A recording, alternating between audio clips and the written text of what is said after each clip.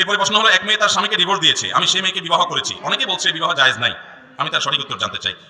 দেখুন, প্রথম কথা হলো, ডিভোর্সি মেয়ে বিয়ে করা বা স্বামী পরিত্যক্ত মেয়ে বিয়ে করা এটা তো শুধু জায়েজ না, ওই মেয়েকে উপকার করার উদ্দেশ্যে করলে তো সেটা সওয়াব হতে পারে। কিন্তু কথা হলো যে ডিভোর্সটা শরীয়ত অনুযায়ী হয়েছে কিনা। কারণ কোন নারী তিনি নিজের স্বামীকে তালাক দিতে পারেন না নরমালি, কিন্তু অর্পিত তালাক যদি দেওয়া থাকে, বাংলাদেশের প্রচলিত কাবিননামার 18 নম্বর কলামে যে লেখা আছে, যদি স্বামী তার স্ত্রীর প্রতি জুলুম করে, ভরণ পোষণ না দেয়, এটা করে সেটা করে, তাহলে সেক্ষেত্রে সে নিজের প্রতি যে তালাক গ্রহণ করিতে পারবে, ওইটা যদি ফিল আপ করা থাকে, ওখানে যদি সই করা থাকে স্বামী স্ত্রীর, বিশেষ করে স্বামীর, তাহলে সেক্ষেত্রে অর্পিত তালাকের পাওয়ার স্বামীর উপরে স্ত্রী নিজের উপর নিজে প্রয়োগ করতে পারে, নিজের উপর নিজে প্রয়োগ করতে পারে। কোন স্ত্রী যদি বলে স্বামীকে, তোমাকে আমি তালাক দিলাম, কেমন পর্যন্ত বললো তালাক হবে না।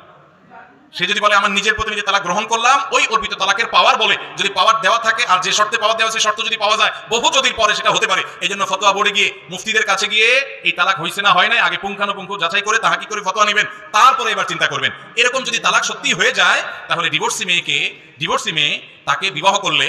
বিশেষ করে তার প্রতি জুলুমের কারণে